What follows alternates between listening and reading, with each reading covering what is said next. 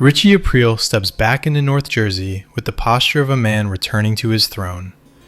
The legend around him promises a credible threat, a freshly released heavy, former boss's brother, bristling with old-school authority and a willingness to use it. The punchline is that the threat is mostly theatrical. 5 minutes out of prison, and the opening play is to shake down, then cripple Beansie, an associate who launders money by the millions and, as an added indignity, even offers a veal parm sandwich while being evaluated for extortion. That is not a show of strength. It is a demonstration of priorities so warped they border on performance art. It is also an instant lesson for the rest of the family. This returning asset is a liability with excellent posture. And yet the organization, never one to let competence interrupt tradition, promotes him to capo anyway, a decision powered by nepotism rather than judgment. Richie is Jackie Aprile's brother, and in this ecosystem, pedigree substitutes for performance. The irony is that the Aprile crew is later revealed to be a genuine revenue engine. In the hands of capable earners, its routes and connections are a gold mine. Ralph Cifaretto and Vito Spatafore can squeeze real money out of the same infrastructure because they think in systems, unions, construction, leverage, rather than in petty hustles. Richie, by contrast, returns to a crew with serious potential and immediately proves he can only locate cash the way a pickpocket does. Cocaine on garbage routes and water coolers sold for $2 a pop. In a world of waterfront influence and institutional skimming, the man's business plan looks like a summer job. It is the purest expression of the show's recurring theme. Most of these men are, in fact, idiots, even the ones who occasionally sound clever. The mansion scheme is the same pathology in real estate form. Richie tries to buy a house he cannot afford while holding a parole job that should, in theory, keep him invisible. The plan is as subtle as a parade. Flaunt wealth, invite scrutiny, and act surprised when consequences appear. It is also transparently competitive, an expensive attempt to win a status contest with his future brother-in-law. When insecurity becomes a budget line item, bankruptcy is only a matter of timing. That timing is accelerated by Richie's defining defect, ego so massive it needs its own zoning variance. He does not merely want respect, he wants it displayed, worn, and reaffirmed hourly. Years in prison have convinced him the street froze in place, the hierarchy held, and his authority is waiting like a dinner reservation. Instead, he finds himself reporting to a younger boss who consolidated power while Richie was locked away. The practical response would be adaptation. Learn the current terrain, accept that leadership is not an entitlement program, and earn. Richie's response is to treat reality as a personal insult. That brings the story to the jacket, the object that becomes both symbol and symptom. Richie gives Tony a jacket taken from Rocco DeMeo, a local legend billed as the toughest man in Essex County, helpfully accompanied by the assertion that Rocco never really came back after Richie got through with him. The gift is written to operate two ways at once. On the surface, it is goodwill, a sentimental relic, proof of shared history, a bridge back into family. Underneath, it is a power play, a reminder that Richie can take from a tougher, bigger man, and that Tony's childhood admiration is a debt Richie expects to collect. The scene is constructed to allow both readings, which is precisely why it matters that Tony rejects the entire premise. Tony treats the jacket with the contempt it deserves. He gives it away, and it ultimately ends up on the maid's husband, turning Richie's sacred token into household hand-me-down. Richie's reaction lands with the precision of a character study. The forced warmth collapses into something colder whenever attention shifts, as if the smile were a costume he can only wear when watched. The exchange works because it reveals a man who cannot do an ordinary kindness without also attempting domination. If the jacket was a peace offering, Tony's rejection reads as a refusal to be manipulated by nostalgia. If it was a veiled threat, Tony's refusal reads as an elegant insult. The threat is unworthy of being taken seriously. Richie's wounded expression can be read as sadness, rage, humiliation, or all three, because for Richie, those emotions are variations of the same grievance. The world will not acknowledge the version of him he thinks he is. The same duality appears when Richie brings Carmela tripe and tomatoes, lingering in the kitchen with the polite cheer of a man performing gratitude and the wary gaze of a man collecting intelligence. The domestic setting makes the menace sharper because it is psychological. Richie can smile broadly, insist they must be the only two people who still like tripe, and then let the expression drain into contempt the second Carmela turns away.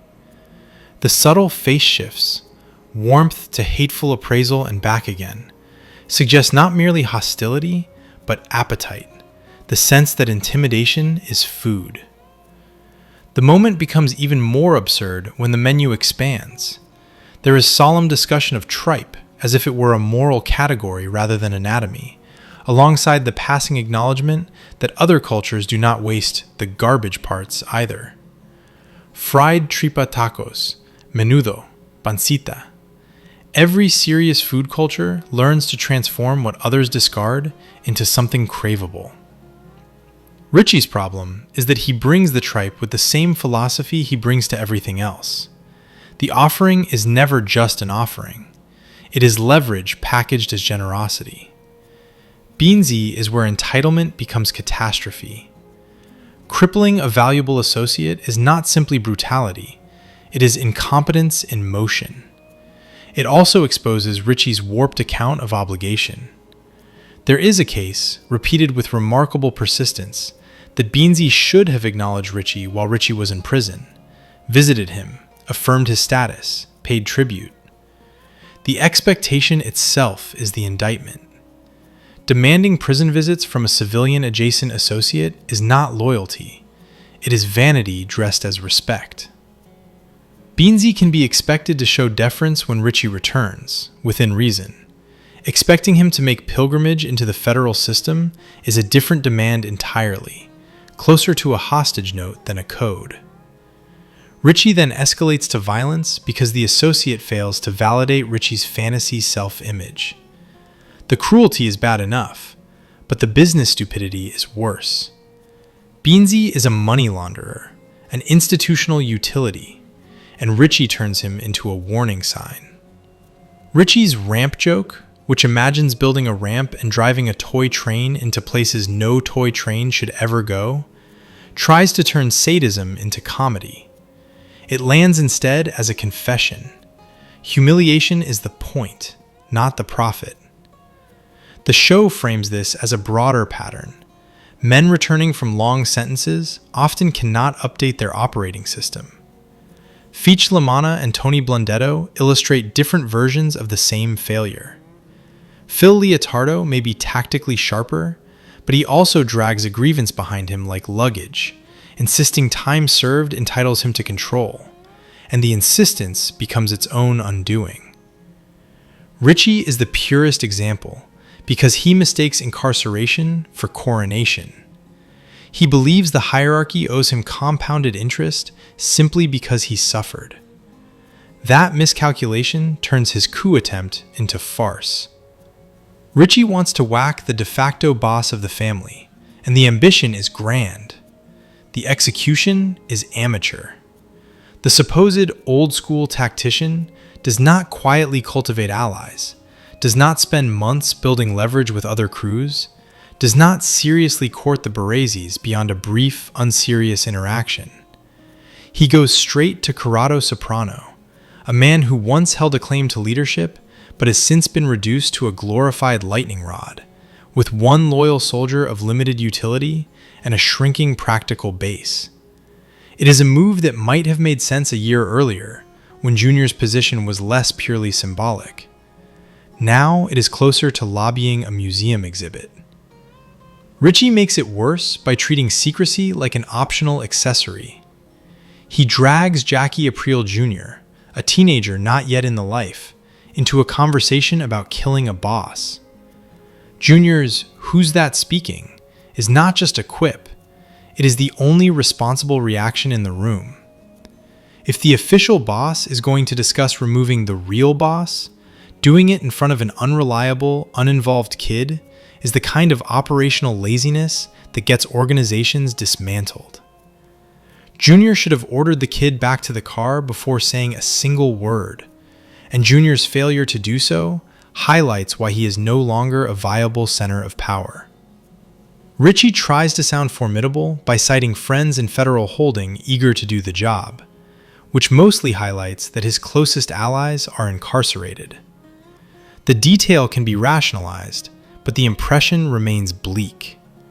Richie's network is behind bars. His imagination is stuck in the old architecture, and his best pitch is essentially, help is available, just not in the free world. All the maneuver accomplishes is Junior getting thrown a bone so he can inform Tony and start earning more than scraps again. Richie does not get closer to Tony. He delivers information to Tony. Layered on top is the question of rules. The rules Richie invokes whenever they excuse him. Whacking a boss is not supposed to be a casual pastime. In a credible La Cosa Nostra structure, it requires permission and consensus to prevent retaliation spiraling into war.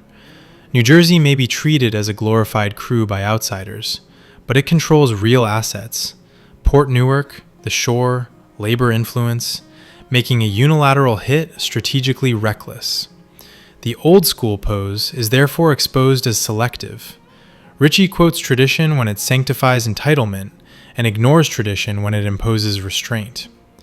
The same hypocrisy appears in his self-presentation as principled. He lectures Christopher about domestic violence with a line that is genuinely coherent. If a man wants to raise his hand, he should marry the woman. Until then, keep hands in pockets. Then promptly demonstrates the limits of his own counsel by hitting Janice and triggering the domestic eruption that ends his career. It is the series' most efficient irony. The man policing someone else's violence dies because of his own. Richie's conflict with Tony over Davy Scatino becomes another exhibit in the same trial. One reading paints Richie as simplistic. He squeezes only $8,000 from Davy, while Tony ultimately extracts a business and even a child's college funds. Another reading complicates the comparison.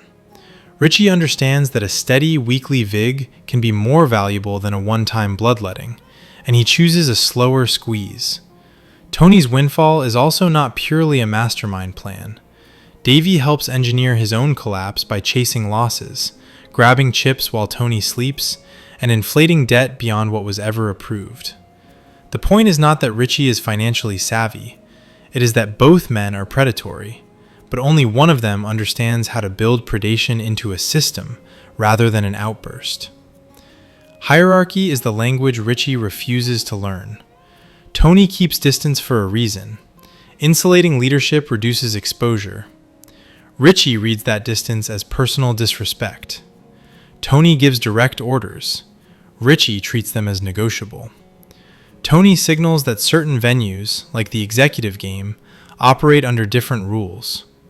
Richie barges in anyway, roughs up Davy, and then complains that Tony would have done the same. Exactly. Tony is the boss.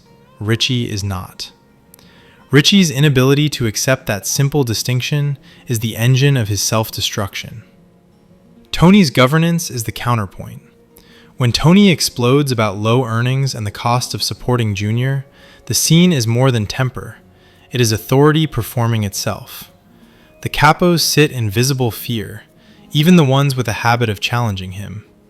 Ralphie, ordinarily among the bolder voices, looks uneasy when Tony's anger fills the room.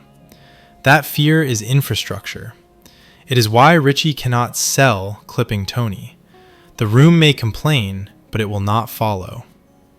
The question of who is scariest in the series often pivots here.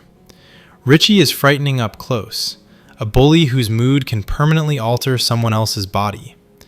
Tony grows frightening later as he detaches, screaming at Carmela about money, hurting loved ones, and making choices that show how little remorse is required when someone stops serving his ego. Richie is violence as impulse. Tony becomes violence as administration. Both are terrifying. Only one is sustainable power. And yet, dismissing Richie as merely incompetent misses what makes him effective television and plausibly frightening. He is the scariest kind of criminal precisely because he is not a genius strategist. He is volatile, personal, and prone to taking pleasure in intimidation. His menace is realistic, a bully with enough restraint to be plausible and enough ego to explode when slighted. That is why he can feel more real than grander villains. His violence does not require elaborate conspiracies. It requires a perceived slight and a willingness to escalate. David Proval's performance makes that volatility feel airtight. Richie is frequently funny, blunt, fearless, and spectacularly unimpressed by other men's authority. He strolls into Tony's executive game and treats Johnny Sack like a sleepy relative, pinching a cheek as if etiquette were optional. He answers Janice's door in underpants, a small act that functions as a larger declaration. Boundaries are for other people. Even when death arrives, Richie's posture suggests disbelief, as if the world has violated its own rules by allowing consequences to reach him. That disbelief is the character in a single expression. Entitlement so deep it cannot imagine opposition. His exit is also the final insult to his ego. There is no operatic ambush, no mythic Sonny Corleone blaze of bullets, no climactic showdown requiring Tony to dirty his hands. Richie is removed in a domestic eruption, before the formal power structure even needs to respond. The narrative denies him legend. His burial feels like an afterthought. The anticlimax feels a competing assessment. Richie could have been an asset. Had he fallen in line, taken the promotion, and applied his toughness to earning rather than posturing, he could plausibly have risen high, possibly even to the underboss slot that later goes to Bobby Baccalieri. The Aprile crew's later profitability supports the theory. Richie had the raw materials, a lucrative crew, a reputation, and proximity to power through Janice. What he lacked was the capacity to subordinate ego to strategy. Janice is not incidental to that failure. Richie emerges from prison so disoriented that Janice Soprano looks appealing. Their relationship feeds his entitlement. Janice belittles the starter money Tony provides, needles Richie's resentment, and romanticizes the fantasy that Richie is owed more. Richie accepts the fantasy because it matches his preferred self-image, the uncompromising patriarch who shouldn't have to explain himself. That slogan might sound like authority, but it functions as an excuse to avoid accountability. It also supplies a justification for every tantrum. If explanation is beneath him, then any resistance is disrespect. Richie's financial imagination is easiest to judge when placed beside the show's rare big-picture operators. In New Jersey, Tony and Ralph can think laterally. In New York, Johnny Sack and Carmine Sr. understand scale, politics, and how to monetize institutions rather than individuals. Everyone else reinvents the corner shakedown, mistaking motion for strategy. Season 6 turns this into late series satire, when Patsy Parisi tries to strong-arm a coffee shop, as if a few intimidated employees and a jar of tips could rescue a shrinking empire. Against that backdrop, Richie's cooler hustle is not merely small, it is embarrassingly literal. Pay someone to stand on a corner selling water coolers for $2 a piece, and after paying the seller what remains, $1.50, perhaps a heroic $67 score after a day in the sun? That is not a scheme. It is a parody of a scheme. Meanwhile, Tony is sketching airline ticket angles and thinking about insulation, cash flow, and exposure. Richie hears coolers and thinks empire, and the show quietly dares anyone to call that leadership. The hunger for respect also drives Richie to misread ordinary organizational hygiene as personal insult. Tony limits direct contact when it is strategically useful because drawing attention to leadership is bad tradecraft. Richie, freshly released and supposedly reacquainted with scrutiny, interprets that distance as an attack on his dignity. He then compounds the error by behaving in ways that would invite law enforcement attention, even in a less surveilled era.